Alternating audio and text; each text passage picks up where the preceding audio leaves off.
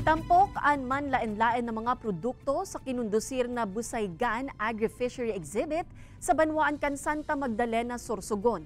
Kabalidigdi ang mga bag na gibo sa native materials, tasa asin baso na gibo sa niyog, mga jewelry asin mga pagkakan, arog kan mga gulay asin mga sira. Igwamanin mga processed seaweeds na produkto mismo sa lugar. Obheto kan aktibidad na matauanin pagkakataon ang mga paraoma asin parasira na maipahiling asin marikas na maipabakal ang sa indang mga produkto. Apwera kaini mautman kan LGU na maipahiling sa mga bisita kung ano ang mga produkto na pwedeng ioprisir o makukuha sa nasambitan ng banwaan.